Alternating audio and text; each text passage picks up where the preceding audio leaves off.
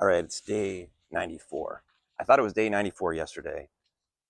The analysis I did yesterday of all the videos showed that I actually missed a day. So we are truly back on day 94 today, back on High Point Road. And uh, it's been a crappy week, a crappy month. But if you're looking for me to be Tony Robbins to you, I cannot. You and God are the majority. You have to motivate yourselves, just like I do. My job is to kind of keep my eyes ahead on where we're going and some important facts about the market, which I want to share with you guys.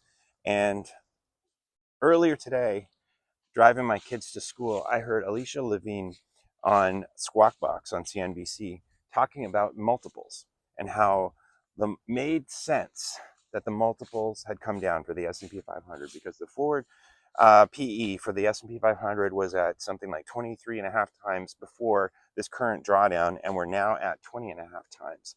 And that's rational, she articulated. And Andrew Ross Sorkin agreed with her and quoted a stat, something like, if you jumped into the market and bought stocks when the multiple was over 20, I think he said, 20x, you had something like muted returns for the next decade. Um, and so everyone's arguing, it makes sense. When we pay too much for stocks, we're being irrational. And therefore, it makes sense that we're having this pullback. And it's healthy, Andrew said. So I want to make a point here because everyone can spout their own opinions and they don't back this up with facts. My belief is that we are currently entering a 5 to 10 year productivity boom. What does that mean? AI is going to make us and our companies much more profitable than what we have ever experienced before over the last 40, 50 years. Every single average company is going to be much more profitable in 5 years from now than they are today. And it's starting to happen, and the rollout is happening. And some people don't believe it, and some people think AI is a bubble. I do not. I think it's the biggest efficiency driver that the world has seen in its history. Okay.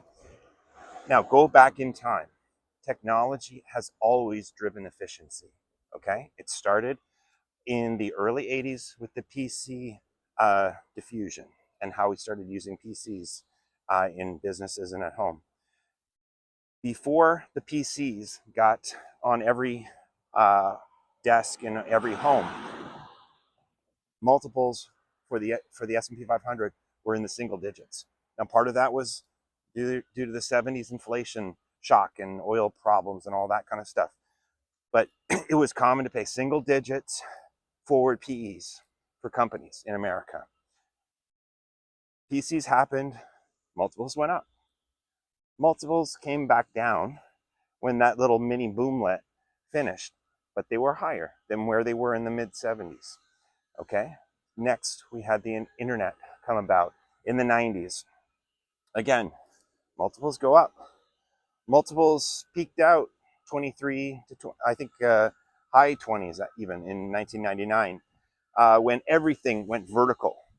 Not just company by company, as has been the case over the last couple of years. Everything, every stock was seen as going vertical in the dot-com boom. We haven't seen that in this so-called current bubble. Okay, the bubble burst. The multiples went down, but it stayed higher than what it had been in the mid 90s or the early 90s.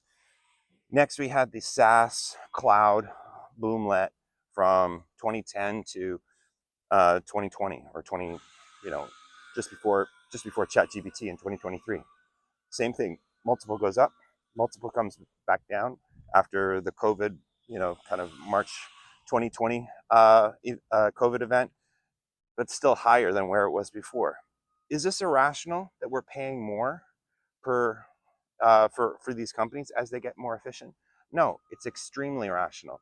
It makes total sense that you would pay a higher price today for a company that has 30% operating margins versus single-digit operating margins, which it might have had in the 70s. It's a reason why these Mag 7, which now make up 40% of the market, people have been paying up for. Their operating cash flow has been steadily increasing year after year after year. if they now represent 40% of the S&P 500, obviously that's going to get reflected in the multiple that's paid for the S&P 500. So my point is this: what happens now if I'm right, that AI is the biggest productivity driver that we've ever seen? Not just a little bit, not just an incremental SaaS improvement to earnings, but a massive kind of game changer in terms of taking companies that have been modestly profitable to extremely profitable over the next few years. There will be a repricing. And so take a step back. It doesn't mean that there won't be ups and downs, just like there were in the dot-com era. But tune out the noise that says you cannot pay for a stock because the market got too expensive. Okay? Take a step back, understand the period that we are in and where we are heading, and use that judgment. Get through these moments, get through these weeks and days. There's more profitable companies on the other side.